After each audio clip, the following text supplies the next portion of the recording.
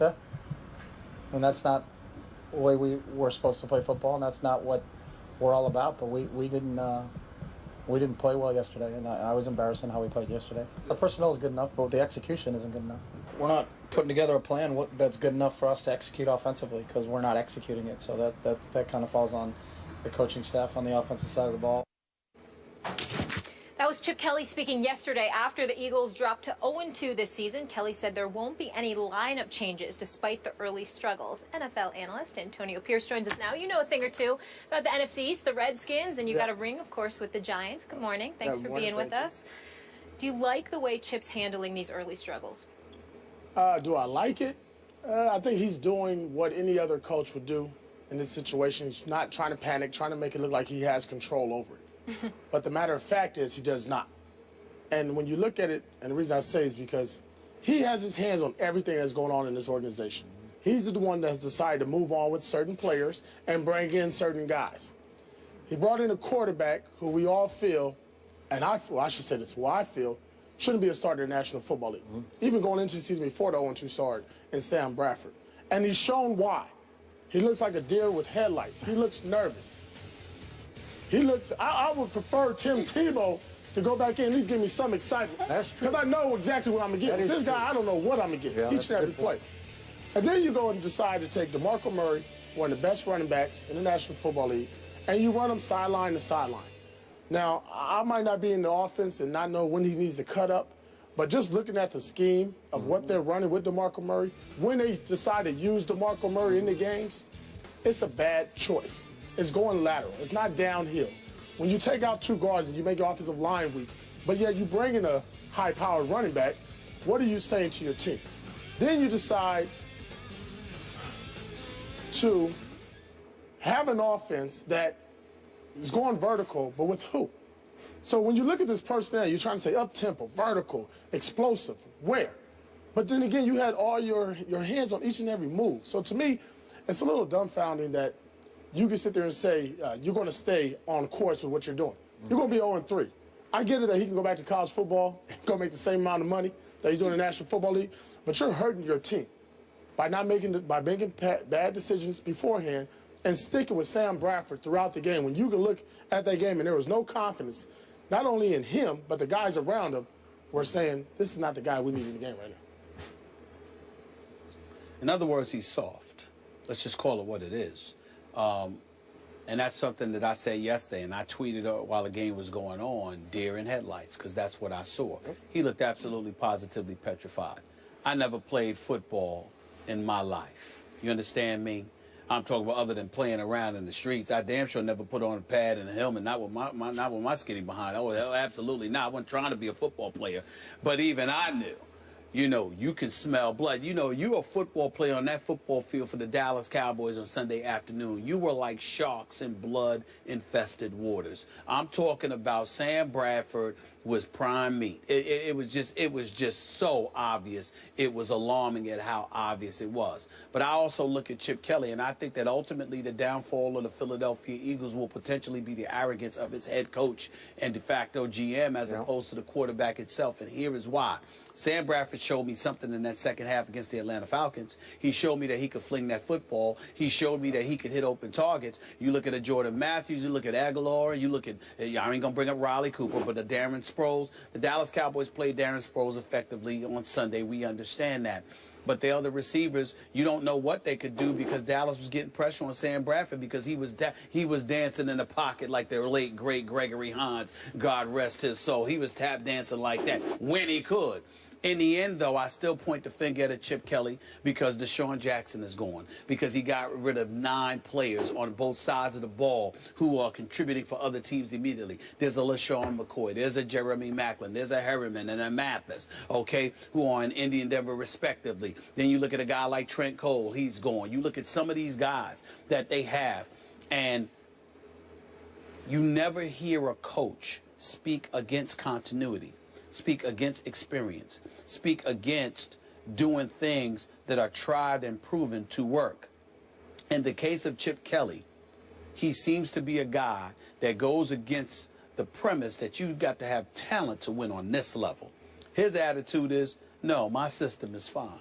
Whatever you don't think is talent will work in my system. It does not matter what history has shown about the NFL game. And I could be wrong because Chip Kelly is 10-6 over the first 2 seasons of his coaching career. But I simply don't look at a man who I believe is long for the NFL. Really? I think that he's somebody that's destined to return to college because all he sees is his way. And the NFL is a man's game. No matter how talented you are, and I know this because of my years of covering basketball, you can have talent. You can have talent, and that will elevate you. You got to have some toughness, but you can have talent, and that will elevate you. You could be the most talented dude in the NFL. If you wilt, once you get punched in the mouth, you are done. Because unlike the NBA and other sports, in the NFL, you have a license to assault people. You can't just have talent. You have to have toughness in order to succeed in the NFL. And I question that about Sam Bradford, which is why I don't think the Eagles are going to. I've changed my position on the Eagles. I know they got the talent. I didn't believe that I would look at them and feel like they were soft. That's how I feel about them now. Not defensively. Offensively, I'm talking about. I love both your takes on this.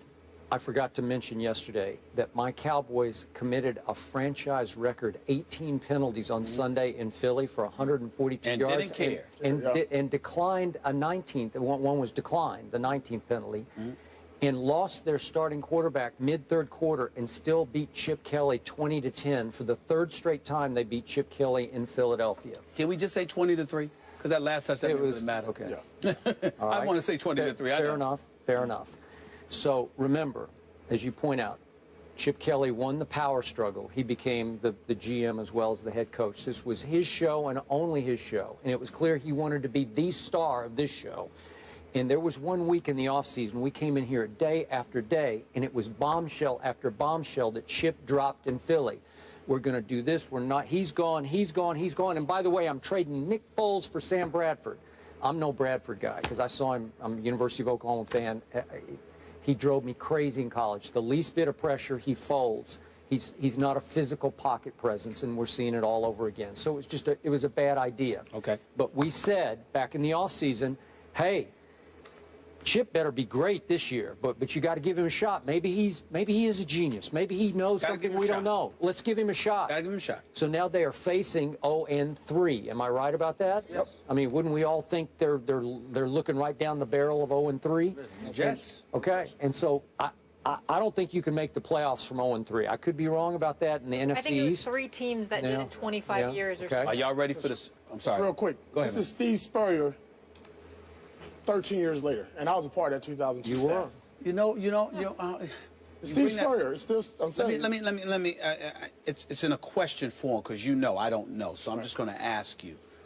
The only reason I question that is because Steve Spurrier was unapologetic about it. He had his tea time. We're going to play some golf. Yeah, He's going to chill out, whatever. I don't get that from Chip Kelly. I mean, Chip I'm Kelly, talking about as far as the personnel moves. Like, I got to give my guys, it'll work. When we knew Danny Warfel couldn't throw a 10-yard out. We knew Jaquez Green, those guys couldn't play. No, you know what I mean? I'm talking about that. He brought his personnel. We had all these guys from we let Stephen Davis go. Are y'all ready for this storyline for Sunday?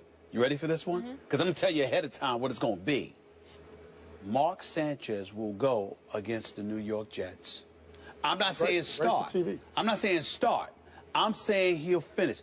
Jets going to get Sam Bradford out of there. One way or another, I do not believe that Sam Bradford is going to finish. Now, I hope it's because, when I say that, I hope it's because he's playing bad as opposed to getting hurt, because I don't want him to get hurt. But I'm saying that defense that we saw go after Andrew Luck, I just want to put it in perspective. Andrew Luck might be a turnover machine, but he's talented, he's got heart, he's got promise, and he's a big boy. You're looking at Sam Bradford. You talking about cats jumping at the bit? Listen, I know Muhammad Wilkerson. His mama came up to me. I went to the Jets practice. You know, I'm not talking about when we were there. I'm talking about they had a scrimmage, you know, at Hofstra just a couple of weeks before the season. I went there with my family, Adam Schefter and all. We were sitting in the stands watching. Muhammad Wilkerson was there. His mama was there. Muhammad Wilkerson's a big boy. That's a big boy. This dude is looking at Sam Bradford. He's going to see Sam Bradford with calves as thick as mine, and he's going to sit there and go like this. Oh, Lord, this is going to be a beautiful day. I just need to get to him. And that's the thing. The Dallas Cowboys is very, very interesting. You brought that up. Skip 18 penalties, 19 turned down. You know what the Dallas Cowboys are saying? Hell with the penalties. We're going to soften this brother up. That's what we're going to do. Am I lying? No. We're going to soften him up. If this is the Dallas Cowboys, we talking about the New York Jets here. You see that defense? The corners are like, we got you. Don't worry about it. Just send the sink. I agree. Send the kitchen sink at them. I mean, I'm scared for Sam Bradford. I'm petrified for him. I'm trying to tell you, he ain't finishing that game. Chip Kelly gonna pull him. One way or the other. One way or the other, and I'm hoping he don't get hurt. I want to emphasize that, because I'm serious. This ain't a joke to me. I think he's in trouble. I'm really hopeful that he just gets yanked because he's unproductive. Because I think the Jets gonna get him out of there. I really do. We shall see.